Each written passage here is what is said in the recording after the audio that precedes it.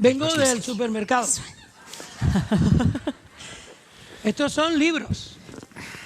Lamentablemente están guardados en plástico. No lo aconsejo.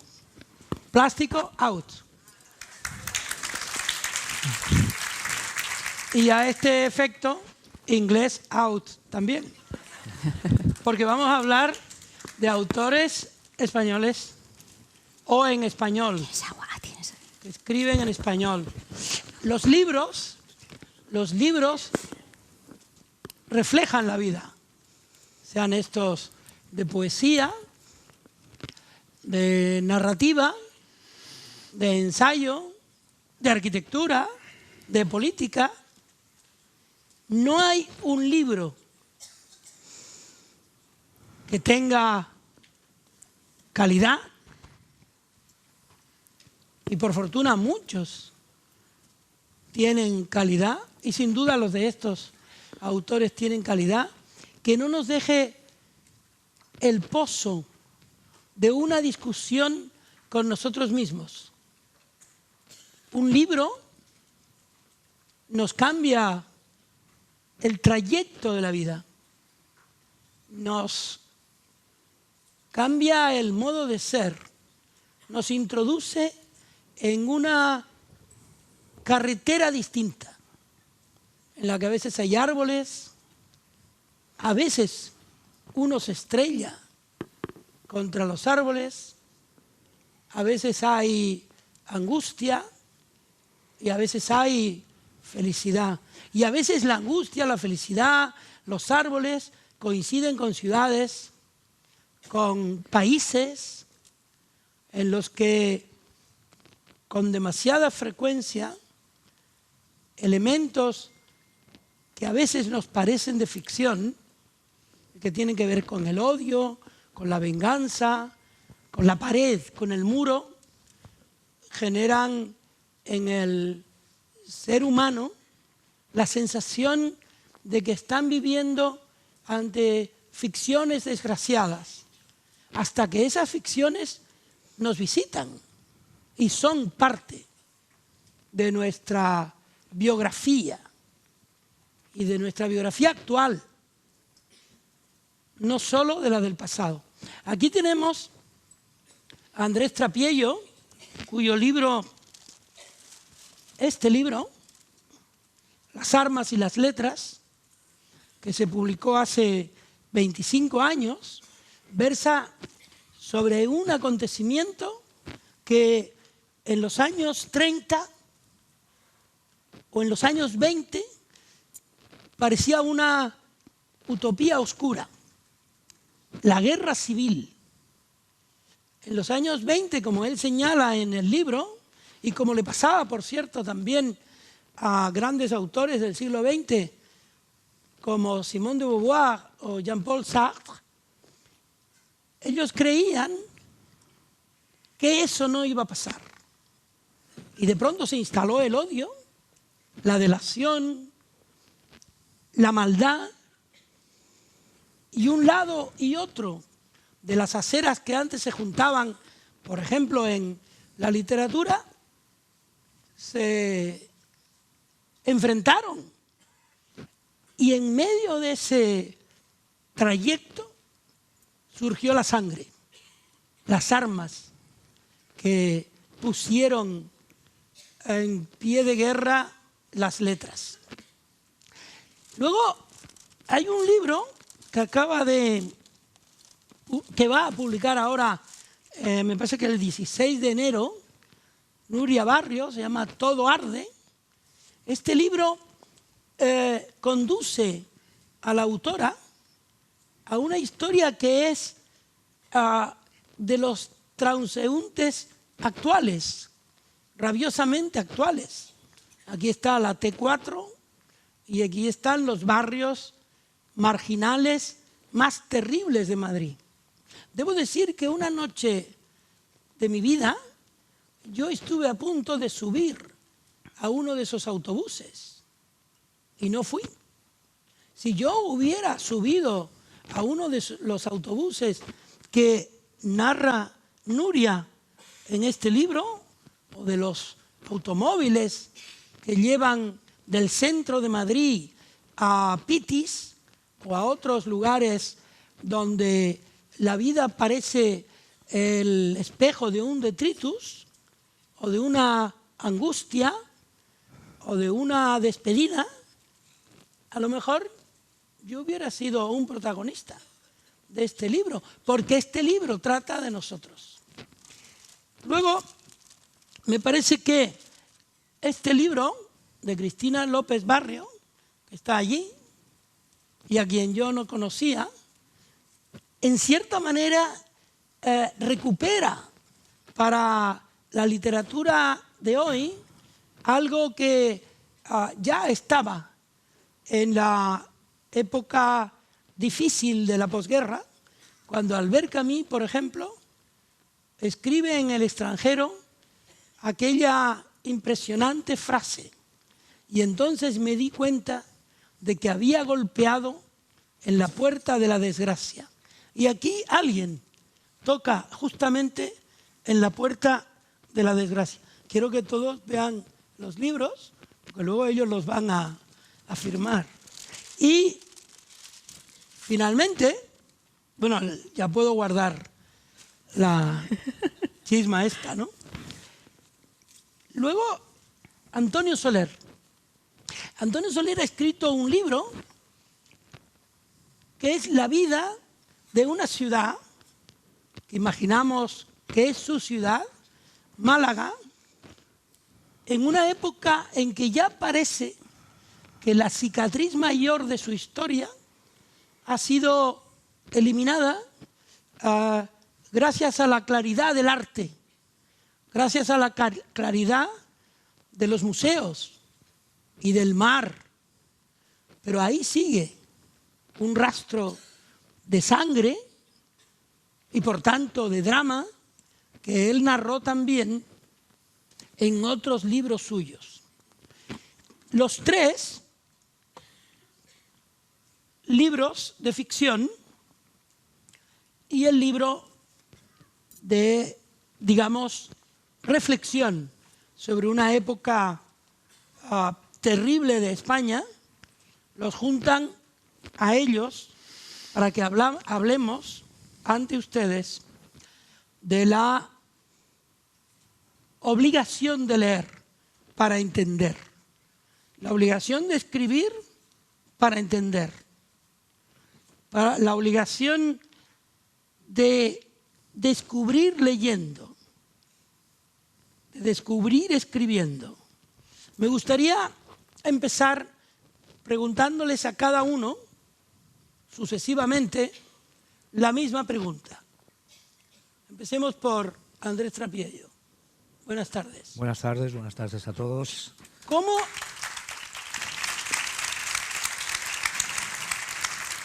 A todos no le aplaudan. Esta ya es para todas, para todos. ¿Cómo te hizo leer? Bueno, yo creo que el libro que has presentado, que es un libro que es realmente un diario de lecturas, a mí me lo encargan justamente porque se supone que yo ya había leído buena parte de ese libro. La primera edición de ese libro yo la escribí muy rápido. Fue un encargo. Yo creo que los que estamos en esta especie de ristra de vagón lo podrán confirmar, y tú también, que a veces los encargos son muy buenos para los escritores porque activan una especie de adrenalina y cosas que en principio no pensaba hacer se organizan muy bien. Yo creo que antes que escritores todos los que estamos aquí somos lectores, y en la lectura también nos organiza la cabeza, nos hace mejores, y este libro en concreto venía a desbaratar algo que hace 25 años no era fácil decir. Yo partí de un principio según el cual todo el mundo admitía que los buenos escritores estaban en una parte de España, es decir, eran los buenos que habían apoyado la República, y los malos escritores se habían ido con los malos en la política. Esto era exactamente falso.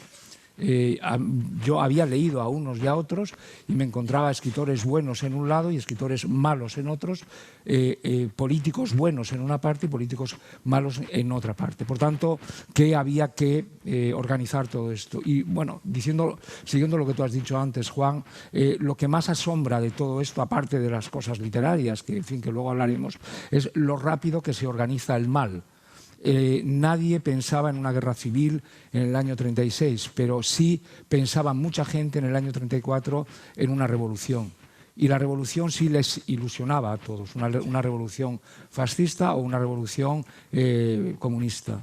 Y esas dos revoluciones se enfrentan por primera vez en la historia al mismo tiempo con los resultados que conocemos. Bueno, esto es lo que es un poco el libro, pero yo no hubiera podido escribirlo ni por encargo si antes no hubiera leído a otros muchos autores que me demostraron una vez más que desgraciadamente en España se había producido algo tremendo. Es que los que habían ganado la guerra habían perdido los manuales de literatura y en cambio quienes habían perdido la guerra, por el hecho de haberla perdido, se les concedía un plus como escritores que a veces no tenían. Deshacer esto que parece tan sencillo costó muchísimo, a mí me costó decirlo y desde luego no fue fácil porque en un primer momento digamos que hubo mucha gente en contra, que no era capaz de admitir una cosa tan sencilla, que alguien como Manuel Chaves Nogales, que era un escritor que hace 25 años no estaba en la circulación y que hoy es imposible concebir la literatura española sin incluirlo a él, alguien como Manuel Chaves Nogales, que escribió un libro prodigioso y sobre todo un prólogo prodigioso que explicaba como nadie lo que había ocurrido en el 36, alguien como él había sido atacado por unos y por otros y que lo que había que encontrar en España no era otra vez el mito de las dos Españas, sino rescatar una España mayoritaria que se enfrentaba silenciosamente a las otras dos, que es lo que hemos dado en llamar la tercera España, que es la que integra a la mayor parte de la gente que no quería ni una revolución ni otra. Eso es un poco lo que traté de hacer en ese libro, que, insisto, es un libro de un lector, no es un libro ni de un ensayista, ni de un poeta, ni de un novelista, sino de alguien al que le resulta mucho más fácil hablar de los libros de los demás que de los libros propios.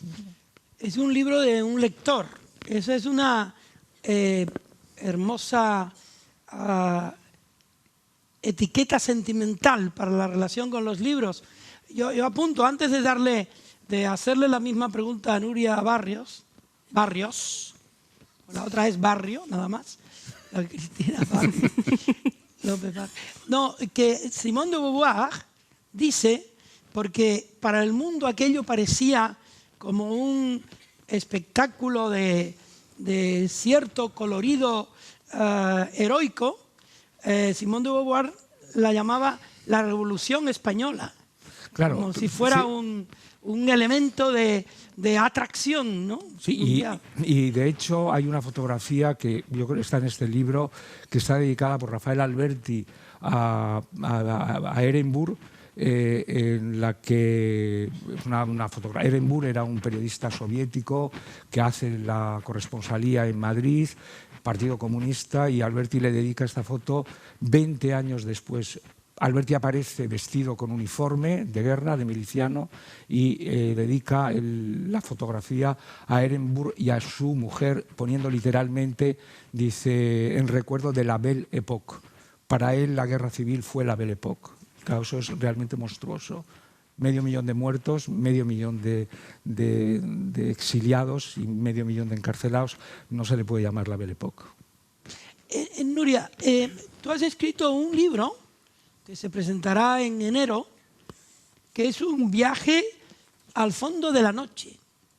Una tremenda alegoría también de la destrucción del amor y de una especie de descenso a los infiernos que no está exento de humor, porque, como decía Brecht, también se puede cantar en los tiempos oscuros.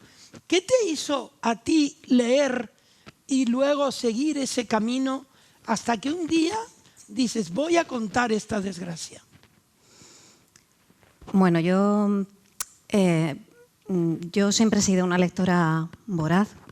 Mi madre está por ahí, que ha venido conmigo, Mis padres no eran muy lectores, pero no la yo les veo, tengo... ¿tu madre? Está por ahí. Ah, allí, muy bien. Pero yo tengo que agradecerles que nosotros somos muchos hermanos, somos 5, y en todas las casas a donde nos fuimos mudando, porque la familia va creciendo, en mi casa siempre había una biblioteca de madera. Mis padres nos suscribieron al Círculo de Lectores, al desaparecido Círculo de Lectores, al que rindo homenaje, aprovecho, y nos dejaron absoluta libertad para ir llenando los anaqueles de la biblioteca. Y teníamos por una parte el Círculo de Lectores, por ahí fuimos haciendo, sobre todo mi hermana mayor y yo, fuimos haciendo nuestras lecturas, Tolstoy, Dostoyevsky, Daphne du Maurier, Laforet, Mario Puzo, todo lo que traía ese catálogo de maravillas que era el Círculo de Lectores. Y luego al lado de casa había una droguería, papelería, donde alternábamos las lecturas con los 5 secretos, los 7 secretos, los libros de Bruguera y los libros de Gloria Fuertes, porque Gloria Fuertes vivía en el mismo edificio que nosotros. Nosotros vivíamos en un 6º y ella en un 9º, y muchas veces íbamos a esa droguería, papelería, una tienda de barrio donde encontrabas desde una cinta para el pelo hasta un libro de Gloria Fuertes, y nos encontrábamos con ella, que iba a llevar sus libreros al dueño para los niños del barrio, para nosotros. Y yo esa pasión lectora la he mantenido. Hay un autor que me gusta mucho, que se llama Fabio Moravito, que dice siempre que uno escribe para seguir leyendo. Uno escribe cuando de repente hay un hueco en la librería, en la biblioteca de su casa hay un hueco, porque la historia que quiere contar no está contada. Si estuviera contada, si estuviera expresado lo que uno quiere contar, ¿para qué? Pero de repente encuentra que nadie ha contado aquello que le ronda la cabeza. Y así pasó con este libro. Curiosamente, este libro ha sido una trayectoria un poco extraña. Empezó con un libro de relatos que se llama 8 centímetros. Ahí aparecía un personaje en 4 relatos que están relacionados. Terminé el libro, era el personaje de una yonki. Terminé el libro, escribí un libro de poesía que se llama La luz de la dinamo. Ese personaje estaba allí. Allí de repente se convirtió en Gretel. Había una parte que jugaba mucho con las canciones y los juegos infantiles, con el mundo del paraíso artificial, de las adicciones. Y cuando terminé me di cuenta que estaba haciendo una trilogía muy extraña, donde estaba hablando de un mundo a través de formas muy distintas, como la bola de espejos de una discoteca, y cada uno era un espejo. Y de repente apareció esta historia que en realidad es un homenaje al mito de Orfeo y Eurídice. Está contado, es la historia de 2 hermanos, un chico de 16 años que acude a un poblado chabolista de venta de drogas. Lolo acude a un poblado de Madrid de venta de drogas a buscar a su hermana mayor, que se llama Carolina, y que se llama Elena, que se me ha ido, se llama Elena, que tiene 25 años y está enganchada al crack y a la heroína. Entonces él va, toda la novela transcurre en una noche, y va a rescatar a su hermana, a devolverla al mundo de los vivos. Pero por una serie de circunstancias, él se ve enredado en una lucha entre 2 clanes gitanos que se disputan el poder, y su hermana sale a buscarle a él, y al final en la novela los 2 hermanos, cada uno por separado, busca al otro para rescatarlo, y hasta el final de la novela el lector no sabe quién salva a quién.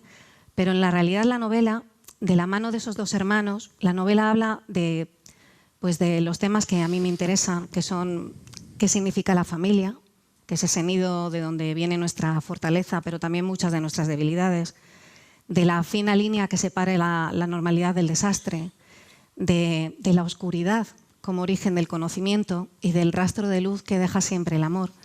Habla de algo tan poco conocido como es un poblado chabolista de venta de drogas, que tiene una apariencia caótica, pero que en realidad es una eficientísima organización empresarial. Habla de otra realidad tan poco conocida como es la de las mujeres yonkis, porque hay mujeres yonkis que han aparecido en las novelas, en las películas, pero normalmente aparecen siempre como acompañantes de, o son las mujeres de, o las hijas de, o las madres de. Aquí ellas hablan por sí mismas, ellas tienen voz. Y luego habla de los temas que a mí me apasionan, que son la familia, vista desde perspectivas no tradicionales, y luego los mitos, porque a mí me gusta mucho la literatura, que la literatura al final es una conversación entre los vivos y los muertos, y encontrar la vida que tienen los mitos, algo que está escrito, que se escribió siglos antes de Cristo, que sigan teniendo esa voz, que tenga esa vigencia, que solamente está buscando una historia para darle su voz, me parece fascinante. Y aquí efectivamente hay un guiño a Orfeo y Eurídice en la figura de dos hermanos y, como tú dices, con humor y con amor. Hay una cosa que me llamó la atención, entre otras del libro, pero esto no es una pregunta, voy a pasar a Cristina enseguida. Vale, sí. Que es el lenguaje, cómo el lenguaje adquiere todas las notas posibles del lenguaje cotidiano que se está produciendo en lo más profundo de una noche triste, ¿no? Cristina, tú has escrito Rómpete Corazón, que es tu último libro, después de, me parece que Niebla en Tánger, ¿no? Eso es. Dime, ¿qué aprendiste escribiéndolo? Leyendo, ¿qué te sirvió a ti para este libro? Pues yo, al igual que Andrés, primero me considero lectora. De hecho, yo pasé a la escritura por el amor a los libros y me costó mucho, ¿no? A mí me decían, porque además yo vengo del mundo del derecho después, ¿no? Aunque desde que era muy pequeña, ¿no?, quería ser escritora.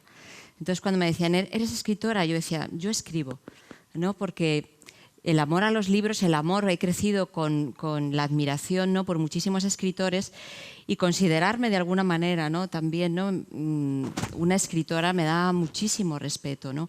Yo creo que todo escritor ama los libros y todo escritor se nutre, ¿no?, de los libros. De hecho, aunque no queramos, ¿no?, yo creo que todo nuestro bagaje, ¿no?, todos nuestros gustos, todo lo que nos inquietó, todo lo que nos sorprendió como lectores, está siempre presente en nuestra escritura, ¿no?, aflora de alguna manera, ¿no?, por un lado o por otro. Y en Rómpete Corazón, que tiene un título de Hamlet, de la tragedia de William Shakespeare, ¿no?, que a mí me apasiona, pues para empezar estaba mi admiración y mi continuo estudio, ¿no?, sobre la obra y sobre la persona de William Shakespeare, ¿no? Y yo leí un libro que es fantástico de Anagrama, que se llama Shakespeare, un mundo, un escenario, que es de unos profesores de la Pompeu Fabra de Barcelona, que a mí me fascinan estos dos profesores, son Jordi Batlló y Xavier Pérez, y ellos lo que hacían era relacionar todo el teatro isabelino de Shakespeare con todas las series de Netflix, de HBO, como House of Cards, Juego de Tronos, todas las series actuales, ¿no? De tal manera que íbamos viendo como muchísimas herramientas del teatro de Shakespeare, como por ejemplo, cuando empezaba la obra, ya estábamos directamente metidos en el conflicto. Es decir, o a través de un diálogo, es decir, todo, digamos, el conflicto, lo principal ya había sucedido, ¿no? Por ejemplo, esa herramienta yo la utilizo para crear Rómpete Corazón, ¿no? Y utilizo también lo que es la propia historia de Hamlet, ¿no?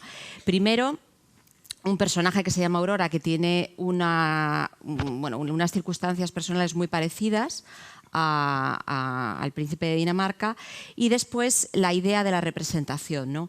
Vemos que en Hamlet es como una representación de su propia, de lo que ha sucedido, ¿no? Es como una representación de la vida al final, y aquí ella de alguna manera lo hace a través de una cámara de vídeo, ¿no? Era también como una especie de juego de espejos, ¿no?, pero más moderno.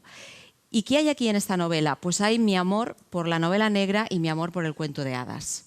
Yo soy una lectora de cuentos. Qué combinación, ¿no? Sí, pero es muy curioso porque encontré muchos puntos en común, ¿no? Investigando, yo soy una lectora de cuento de hadas desde la infancia, ¿no? Porque yo creo que esas fueron mis primeras lecturas, ¿no? Y siempre he sido una niña muy fantasiosa, y el cuento de hadas pues me hacía soñar, me hacía evadirme, ¿no? Y me hacía, yo creo que también, sin darme cuenta, comprender el mundo, ¿no? Entonces empecé a investigar qué había, ¿no?, más allá del cuento de hadas edulcorado que habíamos visto de Disney, y que había incluso cuando estaban suavizados por Green y por Ardensen, y del cuento de hadas, a lo que decías, Nuria, encontramos que está muy enraizado en el mito. De alguna manera viene de la tradición oral, esa tradición, vamos, de la tradición oral de cuando se explicaba, ¿no?, lo que era el mundo cuando no había ciencia, y para explicar lo que era el mundo, la relación del hombre consigo mismo, con la naturaleza, la relación con la sociedad, se utilizaban las historias, ¿no? De ahí, imagínate, de ahí hasta venimos. se usó una manzana para significar sexo. Exacto. Exacto, una escalera de caracol significa también los órganos sexuales femeninos. Eso no sabía. Sí. Bueno, es que he investigado. Yo me he centrado en el cuento de la Bella Durmiente, pero es fascinante porque al final, por ejemplo, el cuento de Caperucita Roja, ¿no? Que venía. El cuento de Caperucita Roja, Elena Fortún, ¿no? Que es una escritora, ¿no? Que ahora además se está reivindicando porque yo leí Celia cuando era pequeña, pero tiene unas obras maravillosas. Elena Fortún hablaba de Caperucita Roja, ¿no? Y el lobo, ¿no? Y hablaba que esa Caperucita Roja en realidad era el atardecer, ¿no? Y el lobo, que era la noche, venía y se lo comía. Es decir, para explicar un fenómeno de la naturaleza se utilizaba un cuento. Entonces, el origen de los cuentos de hadas, ¿no? Como pues eso, enraizado en cuando se contaban las historias en una época en la que se tenía que explicar el mundo así, ¿no? Y que el hombre necesitaba las historias para, de alguna manera, soportar el estar vivo, para entender lo que era la existencia, ¿no? Y yo creo que eso es lo que todo libro, para mí, aporta belleza, porque para mí la belleza, la estética es muy importante, ¿no? En un libro. Yo cuando leo un libro de García Márquez, por ejemplo, lo que más me impacta es la belleza que me transmite. Casi me da igual lo que me cuente, que también me interesa, ¿no? Pero esa sensación de belleza, ¿no? Esa música que arrastra, que tengo a lo mejor cuando oigo, pues no sé, a Tchaikovsky, El lago de los cisnes, ¿no? Algo así que tiene la música, me fascina. Entonces, investigo en los cuentos de hadas, pero en los cuentos de hadas en su origen, en lo que significaban en un principio, y investigo al mismo tiempo también cuál es la estructura, ¿no? De manual que tienen de la novela negra, de la detective story y tal. Y encuentro que tienen bastantes puntos en común, ¿no? Muy rápido, por ejemplo, ambos empiezan con una desgracia. En la novela negra tenemos el asesinato. Aquí todo príncipe, princesa, ha perdido al padre, la madre, ha huido del hogar, tal. Después era muy interesante cómo en los cuentos de hadas normalmente se va a solucionar el problema, aparte de que el héroe se enfrenta, ¿no? Al villano, pero siempre va a haber un modo mágico que introduce un personaje que era el donante. Y yo en ese donante veía al detective, ¿no? Veía al inspector de policía que de alguna manera, de un modo mágico, iba a ayudar a que se resolviera, ¿no? ese caos o esa desgracia que había sucedido. Y después teníamos el final. En el cuento de hadas... No lo cuentes. No, voy a contarte el final de la estructura, no te voy a contar, no me voy a espolear mi libro aquí. Te contaba que en el cuento de hadas requiere un final feliz, ¿no? Y además requiere que el villano cumpla, digamos, su castigo. Porque el cuento de hadas también de alguna manera está muy relacionado con todos esos demonios, esos monstruos, ¿no? Interiores que todos llevamos dentro. Al fin y al cabo es lo que te decía, para mí también los libros te enseñan, ¿no? a saber y a entender quiénes somos como seres humanos, ¿no? Entonces, ¿sí? Que vayamos terminando, porque si no... Sí, perdón. Y el final se resuelve con un final feliz. Y en la novela negra tienes una resolución también del caso, que se restablece el orden y la justicia, y pongo punto final. No, punto seguido. Punto seguido. En un ratito tienes más tiempo. Esto no es una pregunta. Algún día pronto los hombres, que también son gente levantisca, reivindicará el cuento de hados. Digo yo. No es una pregunta. Antonio, ¿cómo te enfrentaste tú a este tour de force de imaginar para contar una historia que ocurre en un día, en una ciudad que amanece, anochece y tiene miles de sucesos? ¿Cómo saliste, cómo entraste y cómo saliste tú de esta aventura de contar? Bueno, buenas tardes. Quizá tendría que decir que salí transformado, pero no. Lo que sí creo que salí es aliviado. La lectura, retomando lo que es el tema de lo que estamos hablando, para mí era una fascinación ajena que yo veía en mis hermanos mayores y que yo me consideraba todavía muy pequeño para acceder a ese mundo, los veía absortos en aquellos libros de los que yo veía solo los lomos. Y cuando empecé a leer de niño, encontré una evasión al mundo que me rodeaba y que no me gustaba y que no comprendía, sobre todo que no comprendía. Yo padecía una falta de armonía con el mundo. Y la lectura me sacaba de todo aquello. Al tiempo comprendí que la lectura era una especie de boomerang y que la evasión se volvía en inmersión y que me hacía preguntarme a mí mismo muchas cuestiones. Por tanto, es mi concepto de la literatura, no como distracción, sino como intento de acercamiento a la realidad a través de preguntas. Para mí los libros importantes son los que plantean preguntas, no los que dan respuestas, porque normalmente se suelen equivocar. De tal modo que, como todos los que estamos aquí, mi acceso a la escritura viene a través de una lectura permanente, a través de muchos años. Y a través de esos años había algo que a mí me despertaba mucho la curiosidad como creador, que era el hecho de narrar la historia de una colectividad, de muchas historias diferentes que, tomadas de una en una, no tendrían la misma fuerza que el conjunto, del mismo modo que un instrumento musical no tiene la misma fuerza solo que dentro de una orquesta. Yo lo había intentado, esta historia múltiple y simultánea, en algunas otras novelas, en determinados pasajes de las novelas. Pero después de unas cuantas décadas de escribir, pensé que podía tener el conocimiento técnico como para escribir un libro entero desde ese punto de vista completamente poliédrico. Hubo varios detonantes que me llevaron finalmente a tomar esa resolución.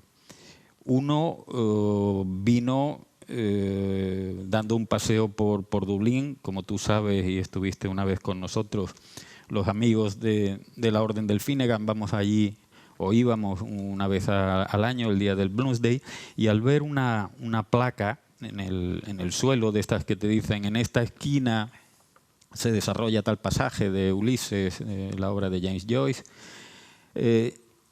ahí yo podría decir que se concretó parte de lo que venía ideando, y era ¿por qué no intentar de una vez abordar un proyecto de esa magnitud? Muy poco tiempo después, una amiga médico de urgencias me dice que en la ciudad donde ella vive y trabaja han encontrado a un hombre moribundo, un día de muchísimo calor, inconsciente y agonizando, completamente cubierto de hormigas. Y una amiga suya, médico, le dice: va a ser mi marido. Ese hombre va a ser mi marido. Y cuando lo traiga a la ambulancia, quiero ser yo quien lo reciba. Efectivamente era su marido. Y era un hombre que había llevado una doble vida, homosexual, que se había casado, había tenido un par de hijos, pero que había llevado esa doble vida. Ese hecho, los animales como símbolo sencillo de una colectividad, las hormigas, me llevaron a dar un nuevo paso en la idea de escribir ese libro, esa imagen tan desgarradora. Y a partir de ahí empecé a trazar un mapa de personajes que podían completar el elenco de una ciudad, personajes que provenían de muy distintos estratos sociales, culturales, etc. Y eché mano no solo de todo lo que había leído, sino de algo que tú también conoces muy bien, como es el territorio de la memoria. Toda la gente que yo había conocido, que había tratado en muy distintos ambientes sociales, lo fui incorporando y manipulando para conformar esa especie de orquesta en la que durante casi un año me convertí yo en su director. El trabajo fue arduo, pero enormemente gozoso y divertido, y salí satisfecho. Andrés, ha citado Antonio Soler ha recurrido a una expresión sobre lo que pasa con las preguntas y las respuestas. Hay un famoso graffiti que apareció una vez en una pared de Quito, que fue narrado por el poeta Jorge Enrique Adum, que decía: cuando teníamos las respuestas, nos cambiaron las preguntas. Cuando tú ingresaste en la historia de las armas y las letras, tenías respuestas, tenías preguntas. ¿Cómo saliste tú humanamente de ese libro? ¿Cómo te afectó a ti la historia cruel de esa España que pasa de la belleza o de la creencia que la vida iba a ser más divertida, a esa España transterrada, enfadada consigo mismo, e incluso odiándose aún más desde el exilio y desde el lugar donde estamos? Bueno, yo creo que todos hemos hecho alusión a los mitos, todos hemos hecho alusiones a cosas que explican la realidad de una manera sesgada y, por tanto, de una manera, aunque sea sesgada, más incisiva. Hay un título de Baroja que a mí siempre me ha gustado mucho, que es El árbol de la ciencia. El árbol de la ciencia, como saben todos ustedes, es el que hay en mitad del paraíso, es el árbol del bien y del mal, ¿no?, al que le preguntamos cosas y el árbol nos contesta, o teóricamente es el lado más oscuro del conocimiento. Como lector y como escritor, cualquier persona lo que tiene que aplicar es eso que llama Kant de atrévete a pensar, atrévete a decir y atrévete a hacer. Es decir, que es transitar caminos que no son tópicos, porque si no, sabemos que un camino que es conocido nos lleva a un lugar conocido, y para ir a los lugares conocidos ya están otros. Nosotros necesitamos llegar a otro sitio. Yo, como lector, en el caso de este libro, me atreví a leer libros que estaban prohibidos, eran libros malos. También, como decía Baroja, del libro aquel del jesuita, que le hacía mucha gracia, libros novelistas buenos, novelistas malos. Y él estaba, Baroja, entre los novelistas malos, que no se podían leer.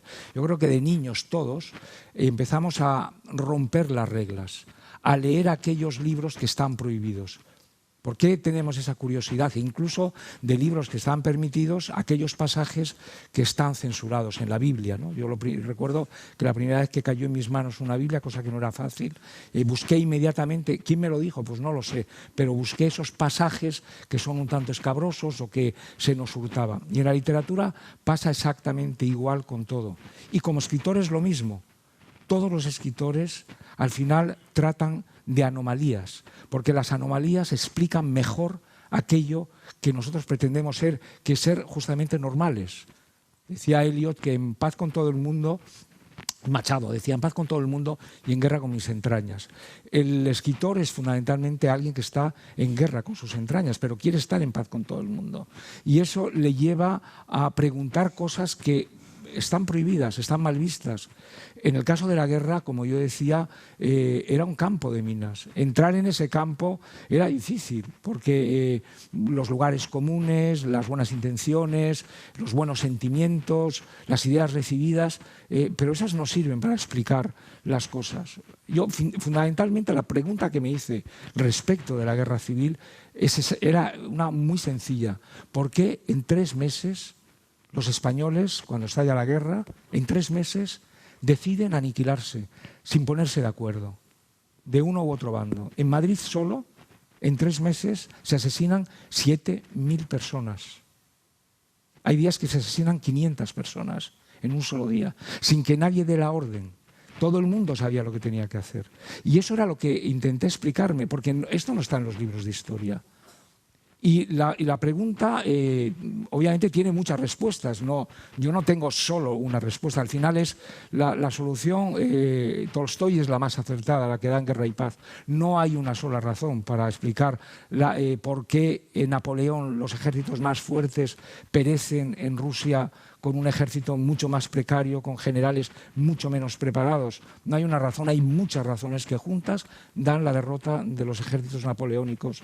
Bueno, hay muchas respuestas para las que los escritores...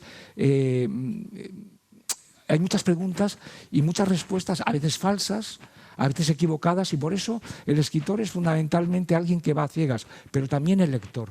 Por eso el lector necesita muchas veces leer una o más veces un libro y lo deja y al cabo de un tiempo vuelve a leerlo. Es el caso del Quijote. Todos hemos leído el Quijote seguro bastantes veces y cada vez que lo leemos vemos cosas distintas en el libro, porque nosotros somos distintos, porque las preguntas que nos hacemos hoy no son las preguntas que nos hacíamos hace 10 años o hace 20 años. Y yo creo que al final es lo de Kant: atrévete a saber.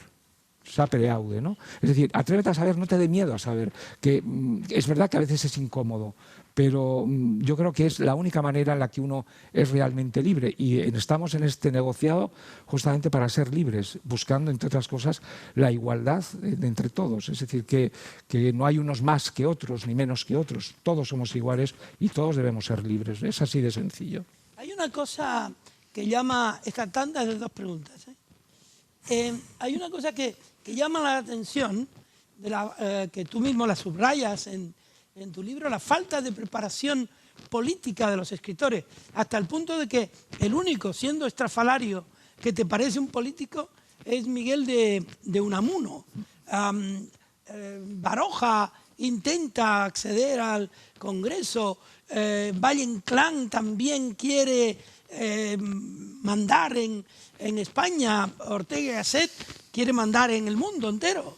Pero hay una falta enorme de preparación política.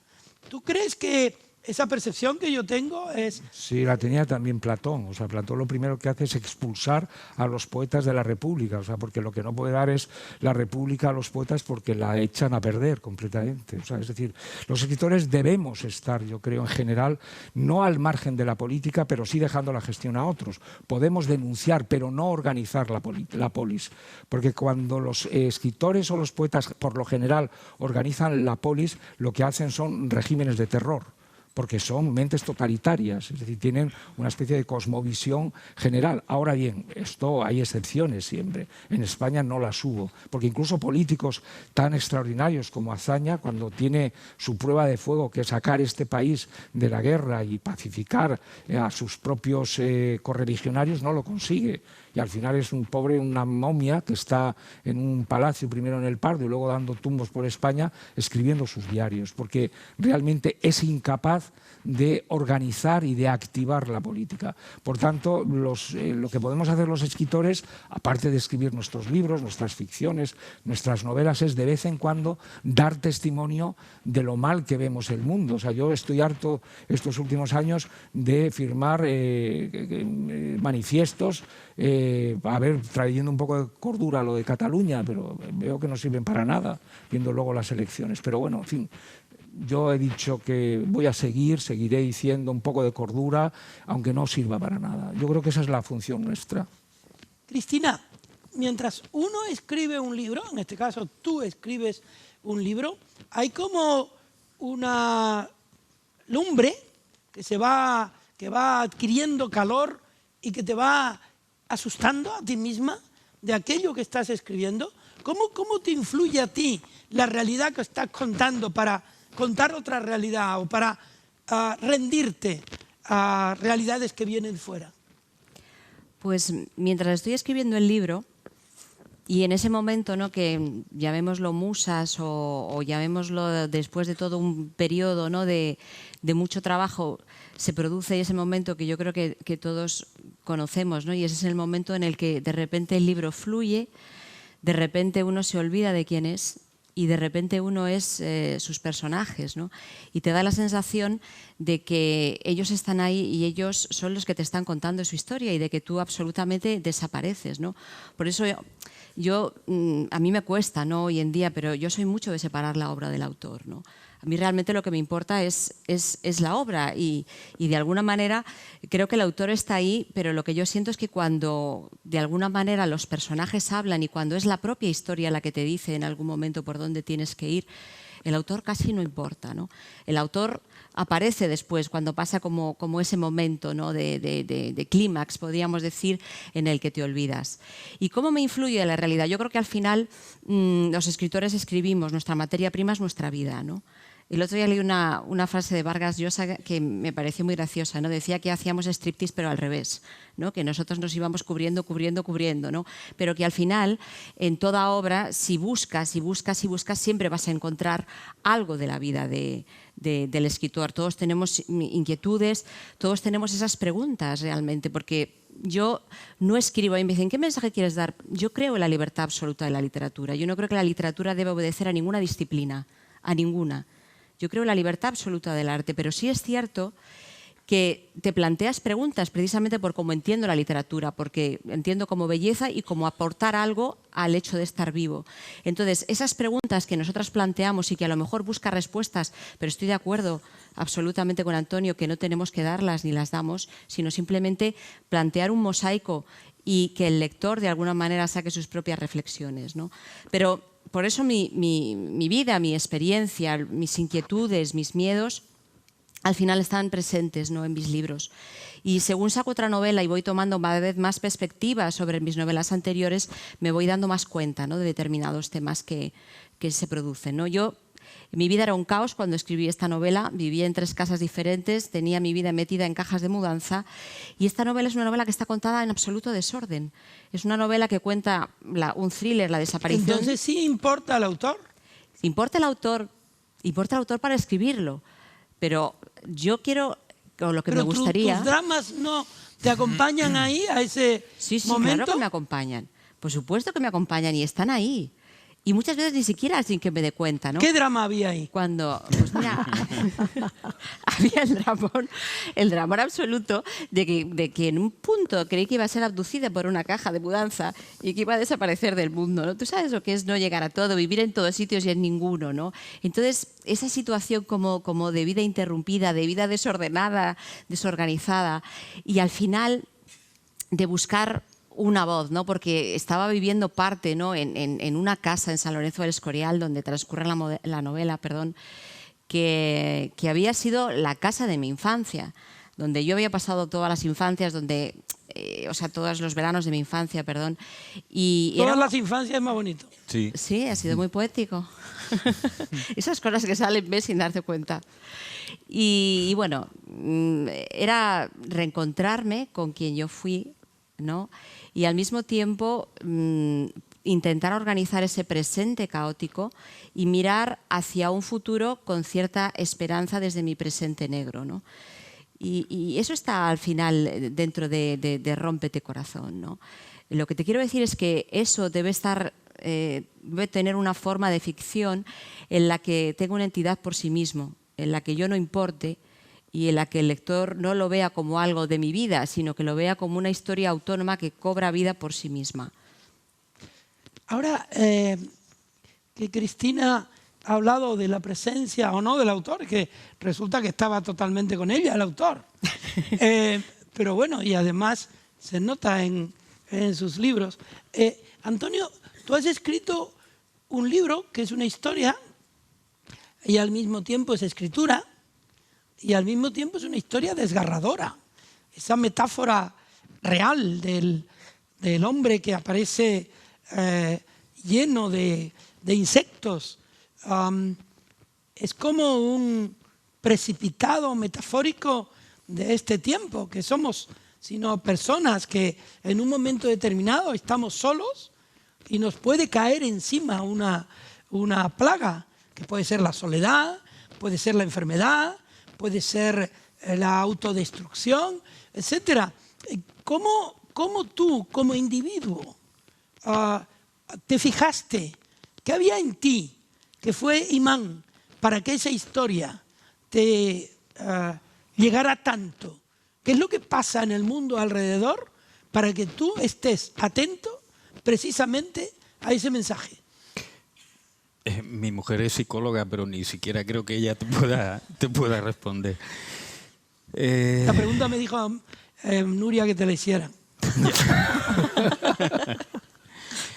No sé, la imagen en sí me pareció tremendamente desoladora como ser humano, empático, que una persona haya decidido, porque aquello realmente era un suicidio revestido de otra cosa, pero que por una presión social castradora haya desperdiciado su vida escondiéndola, ocultándola y además haciendo desgraciada a la gente que tenía alrededor, a su mujer, a sus hijos, porque aunque él quisiera mantener el tipo, era evidente que no podía sobrellevar aquello con una determinada bondad hacia los demás y con una determinada dignidad. Esa presión social, ese ocultamiento, me pareció tremendamente desolador. Y era la sociedad. La sociedad eran los insectos que estaban comiéndose a ese tipo y que lo habían llevado a ese final tan desgraciado de morir en un descampado, intoxicado de toda clase de bebidas alcohólicas, pastillas y tal. Y detrás del ser humano, que es empático con otro, está el escritor que nosotros llevamos encima, que es una especie de radar que está abierto captando cosas que te parecen trascendentes, que te parecen de una determinada hondura. Y eso es lo que me impactó. Tuve un cierto problema a la hora de comenzar así el libro, y es que podía dar a pensar al lector de que estaba ante una novela negra o algo parecido. Un descampado con un moribundo, parece el arranque casi tópico de una novela de ese género. Inmediatamente daba pistas al lector para decirle que eso no era así, que a mí me interesaba otras cuestiones mucho más cercanas con el transeúnte de la calle y no con historias de detectives o de más o menos rocambolescas. Este libro es de momento... gracias. Este libro es de momento tu último libro, que empieza con esa imagen tan dramática. Uno escribe para exorcizar imágenes, para quedarse más conforme con la vida, o el libro puede ser una revolución en uno mismo. Te cambia un poco, como decíamos antes, las respuestas y te añaden preguntas. Ahora que, después de haber escrito este libro, ¿qué otras cosas te han ido preocupando a ti de la vida que hay alrededor? Verdaderamente sí, un libro puede ser la espita de una revolución interior. ¿Y por qué? porque estoy absolutamente de acuerdo con lo que dice Andrés. Uno no, si de verdad entiende la literatura de un determinado modo, no puede ir por un camino ya transitado.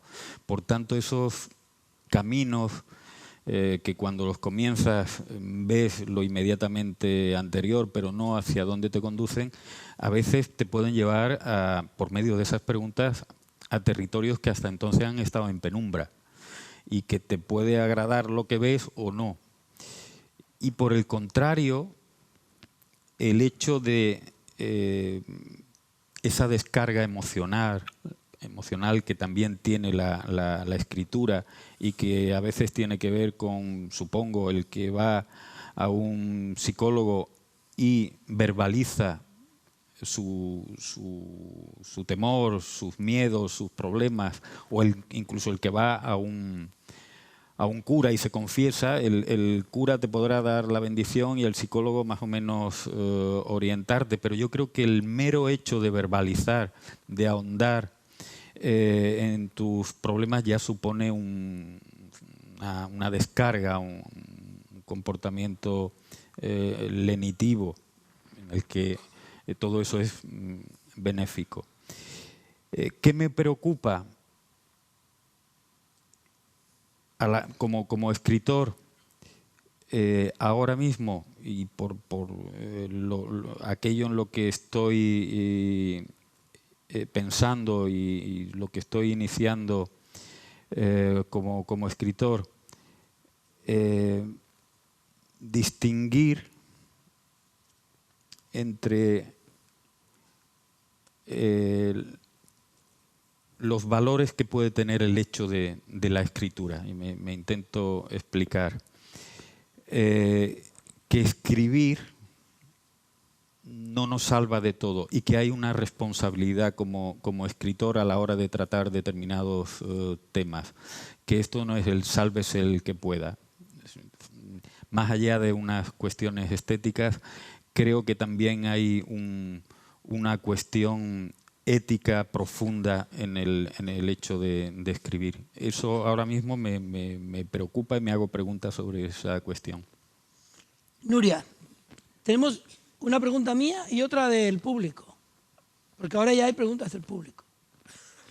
Mi pregunta es, ¿te dejó obligaciones este libro? ¿Obligaciones sociales? ¿Obligaciones culturales? ¿Obligaciones humanas? Dices obligaciones como en el sentido de compromiso. Sí, con respecto al mundo que está descrito ahí. Porque este es un mundo muy contemporáneo, pero que viene arrastrándose desde hace mucho tiempo. Como la sociedad no ha hallado, digamos, cura, dimensiones distintas. ¿Cómo es que la gente se sigue matando así?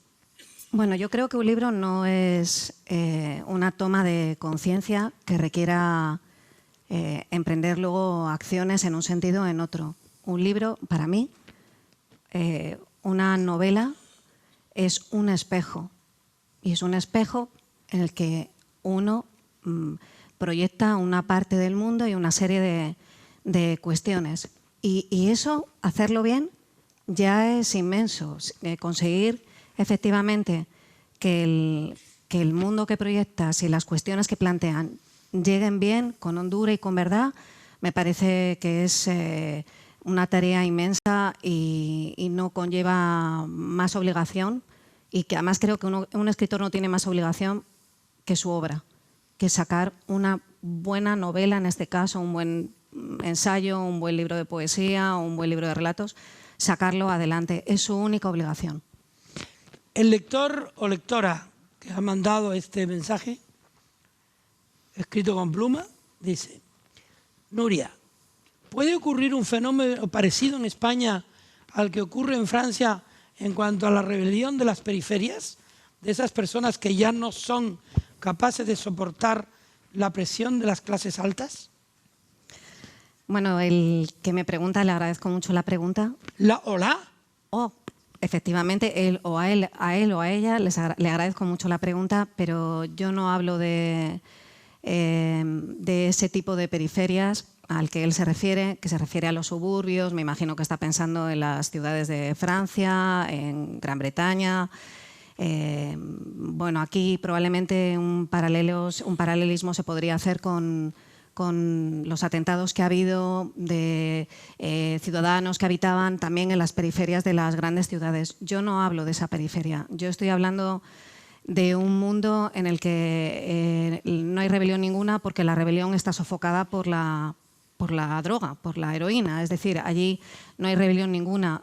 A mí ese mundo me sirve más bien como escenario para que el personaje, bueno, uno de los dos personajes, que es el chaval de 16 años, precisamente porque es de noche, porque la noche es el ámbito de las preguntas, el ámbito del viaje, pueda plantearse lo que va a definir su vida a partir de ese momento, porque la aventura que él vive esa noche es un rito de iniciación, va a haber un antes y un después, pero no hay rebelión. La rebelión en este caso debería venir de la denuncia y no de la denuncia ficcionada, debería venir de la denuncia del ciudadano de a pie ante realidades como la de todas estas bolsas de droga que siguen admitidas en nuestra sociedad, donde pasan los coches de la policía, donde pasean los políticos en las fechas señaladas para hacerse una foto y prometer mejoras, toda esa hipocresía con la que convivimos y que resulta nauseabunda. ¿Tú crees que sobre esa desolación crece la hierba? No la droga, pero en fin, la hierba. Bueno, creo que los lugares más miserables, la vida late con mucha energía. Es igual que cuando uno va a un entierro y la gente no puede evitarlo y se ríe y luego se marcha a beber y a comer y a emborracharse porque la vida urge. Y creo que los lugares donde la muerte está siempre presente, y este es un lugar donde hay una muerte, la muerte campea a sus anchas, allí hay una vida intensísima y hay mucho humor y... Sí, se nota. Sí. Esta pregunta es para Antonio Soler. El sur es un territorio narrativo mítico en todas las literaturas. En su ciudad, del sur, ¿hasta dónde llega el papel del intelectual o escritor para denunciar fenómenos como la gentrificación y sus consecuencias? Bueno, pues también tendría que decir como Andrés que nosotros podemos señalar algunos problemas y si eres muy ingenuo pues puedes pensar que con un artículo vas a cambiar la realidad o el punto de vista de quien tiene que tomar las decisiones.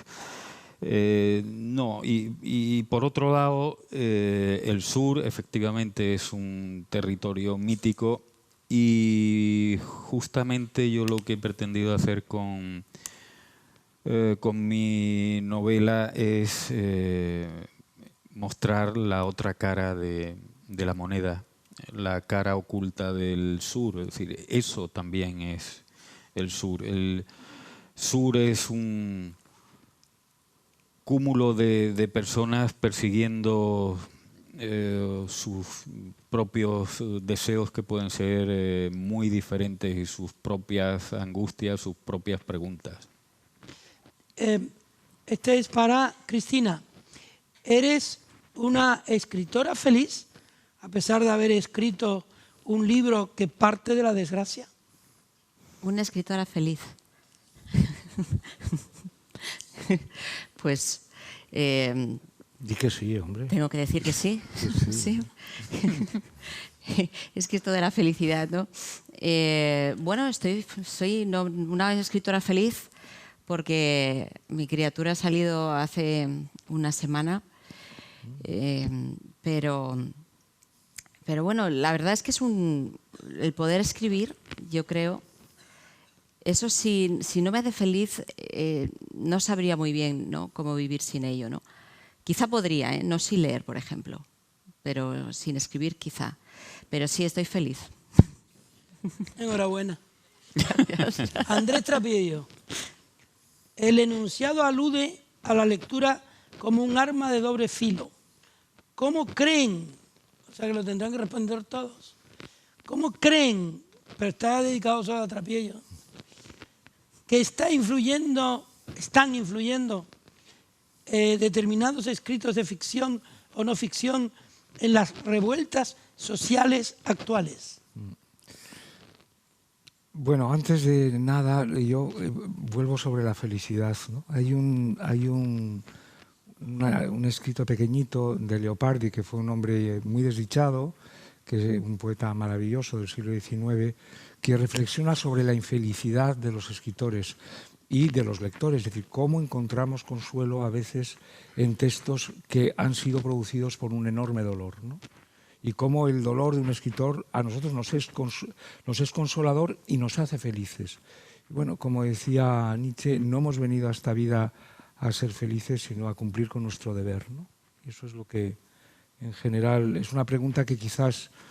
Y por eso cuando ahora en Cataluña, sobre todo, en el País Vasco, empiezan a decir que hemos de sentirnos cómodos, bueno, Sabater, que tú lo conoces como yo, se ríe mucho de eso. Bueno, en la vida no hemos venido a estar cómodos. La política no es un sofá donde estamos cómodos, sino es un sitio donde es un ámbito donde tratamos de garantizar las libertades y las igualdades de todos los ciudadanos, ¿no? En cuanto a la pregunta que hace ese espectador o espectadora, bueno, lo de los libros es verdad que nos hacen más libres, pero a veces nos hacen más idiotas también. Entonces decir, yo a lo mejor no debería decirlo aquí porque no es el ámbito, ¿no? Pero me gusta repetir un aforismo de Juan Ramón Jiménez que decía: para leer mucho, comprar poco. Yo creo que cuando vemos que Cervantes era un hombre de muchas lecturas para la época, pero conocemos su biblioteca y realmente son, como decía también Fray Luis de León, Quevedo, con pocos y bien escogidos libros. Yo creo que estos libros modifican nuestra vida. Que modifiquen luego la propia ficción, bueno, pues seguramente sí. O sea, la literatura ha influido en el cine ha influido en la literatura, los movimientos sociales influyen en los escritores influyen en los movimientos sociales. Por ejemplo, en Madrid el Cheli, el habla común, ya no se sabe si los barrios bajos iban a escuchar a arniches y a los saineteros para aprender el léxico, o eran los saineteros los que le daban esos vocablos que eran muy graciosos. O sea, es decir, que al final lo que hemos de hacer, yo como lector, cada vez soy más de releer que de leer. Aquello que nos ha hecho bien, que nos ha ayudado a entender las cosas, pues probablemente nos están reclamando una segunda y una tercera y una cuarta lectura, ¿no? Eso es lo que yo veo un poco, ¿no? Andrés, debo objetar que el sofá sea un lugar cómodo. Es el peor sitio de la casa. Dímelo a mí, el único sitio ahora bueno es la cama. Eso lo he estado hablando esta tarde con Luis Alegre, que es decorador de interiores también. Sí. Y él dice que la cama es lo mejor para leer. Dímelo a mí, que me he bebido ya una botella de agua intentando paliar un dolor de riñones. Es que esto es horrible, el sofá. Sí. Pero tú has dado en la clave para el último momento. Cambiar de sofá. No. A mí me gustaría que nos pusieran a releer. Ponnos tú a releer. Yo, bueno, el problema de los profesores en general, con la mejor voluntad en el bachillerato, lo que se llamaba antes bachillerato, es que a los niños les aconsejan unos libros horrendos y cobran odio por la literatura todos para toda la vida. Los libros, cada época, cada edad necesita unos, ¿no? Y cada lector necesita unos. Yo no he venido aquí a hablar de mi libro, pero sí he venido a hablar del libro, me gustaría hablar del libro de Cervantes. El libro de Cervantes, El Quijote, era un libro que nadie podía leer, porque era en España, según el CIS, el 80% de los españoles no podía leerlo, porque era un libro complicado. Ahora hay una traducción al español actual. Bueno, es un libro que se tiene que leer como las novelas, en 4 o 5 días. No se puede gastar en una novela más tiempo o 5. Las novelas estaban hechas para, incluso las grandes novelas, porque son parte de la vida. Entonces, la vida, para vivir, pues vivimos con un cierto ritmo. y aunque nos hagan pensar mucho las novelas, agradecemos que tengan nuestro propio ritmo. Yo por eso recomendaría a los que no han leído El Quijote que lean El Quijote, porque en El Quijote, para un español, decía Azaña, está casi todo contado, no resuelto, pero casi todos los problemas planteados. Y ahora puede hacerlo porque hay una lectura cómoda, no tanto como los sofás, pero cómoda. Como la cama. Como la cama. La cama es muy cómoda, sí. De piedra ha de ser la cama, de piedra la cabecera. Cristina, ponnos a releer. Pues mira, voy a contar, a mí me hicieron leer El Quijote y me dijeron, te toca la segunda parte. Y digo, pero ¿cómo? Me leí la segunda parte sin haberme leído la primera, porque me lo mandaron así, estas cosas absurdas que te mandan en el colegio, ¿no? Yo te diría, sí, releer El Quijote, que luego me lo he leído, ¿no? Entero. Y yo pondría a releer poesía, pondría a releer las poesías de Quevedo, los sonetos de Quevedo que son maravillosos, ¿no? Sobre el amor y otros que tiene sobre la fugacidad de la vida, del tiempo, ¿no? Que hay que ser ¿Sabes feliz. alguno de memoria? ¿Algún verso de memoria? Es que si polvo no lo dice... serán, más polvo serán, más polvo enamorado. No recuerdo cómo, es que tengo una memoria horrible. Ese soneto es maravilloso. ¿Tú sabes que Trapiello se sabe todos los ¿Sí? sonetos? No. ¿Cómo? la historia. Es amor más allá de la muerte. Sí, eso es. Polvo seré, más polvo enamorado. Sigue. Ese sigo, ese es el último verso. Ah, bueno. Pero sigue por detrás. No. Antonio Soler, ponnos a releer.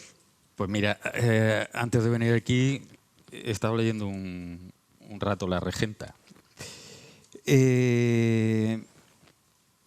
Los libros, efectivamente, como dice Andrés, son muy... ¿Y tú sabes que has citado a Andrés ya 3 veces? Sí. No, está Como bien criterio citado, de Juan. autoridad. Cita a Juan también, un poco. Somos amigos, también te he citado a ti con El territorio de la memoria. Ah, sí, pero bueno, eso te he pagado antes. Pero me ha pagado Lo 3 haces veces gratis. más. Los libros son muy, muy diferentes. Yo, claro, uno tiene una cierta edad. Leí algunas obras trascendentales, literariamente hablando, hace 40 años. Y ahora estoy releyendo, no uno detrás de otro, pero sí en un periodo corto de tiempo, y no sé por qué me ha dado por ahí, pero las novelas de las mujeres infieles. He releído Ana Karenina, Madame Bovary, estoy con La Regenta, leeré El primo Basilio, y desde luego son libros distintos. Oye, te falta el último, te falta el mejor de todos. No, Fortunata. También está. También está. Son libros completamente distintos y me ha resultado muy curioso cómo unos han subido y otros han bajado. También Rojo y Negro, que no es la protagonista, pero también está la historia de la infidelidad. Y me resulta completamente apasionante porque no solo estoy leyendo a Tolstoy, Flaubert y todo esto, sino que en cierto modo me estoy leyendo a mí, lo que yo era hace 40 años. ¿Puedo hacer una pregunta yo a Antonio? Sí. Esto es egos revueltos, ¿Y la lectura de La Regenta cómo la ves? La con relectura. respecto a... No, ahora. ¿Qué es lo que te parece La Regenta ahora? Me ha parecido un libro con lenguaje de La Regenta bastante lúbrico. La mirada de Clarín es muy, muy interesante desde el punto de vista del deseo como potencia vital. Mucho más fuerte y mucho más intensa en ese sentido que la de Flaubert o la de Tolstoy, sin duda. Me parece el más erótico de todos ellos. Mañana van a abrir las librerías para La Regenta. Nuria. Juan. Tu libro de releer. Pues yo voy a citar a Cristina porque Vamos Así a me citarnos gusta. también entre nosotras. Así me gusta.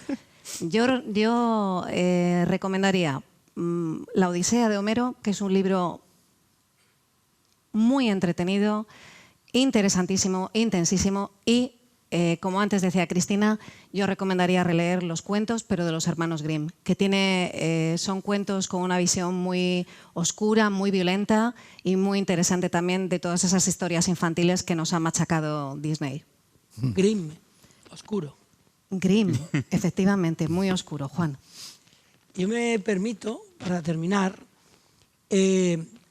recomendar un librito muy breve que a mí me ayudó muchísimo a ver por dónde iba la vida a veces, en circunstancias que uno desconoce. Se llama Otra vida por vivir, de un griego sueco que se llama Theodor Kalifatides, con 2 L's, publicado por Galaxia Gutenberg. Ese libro lo recomiendo vivamente. Y recomiendo vivamente Sur, de Antonio Soler, Todo arde, de Nuria Barrios, Las armas y las letras de Andrés Trapiello y Rómpete corazón, de Cristina López Barrio, de venta en librerías. Muchas gracias, Juan. Adiós.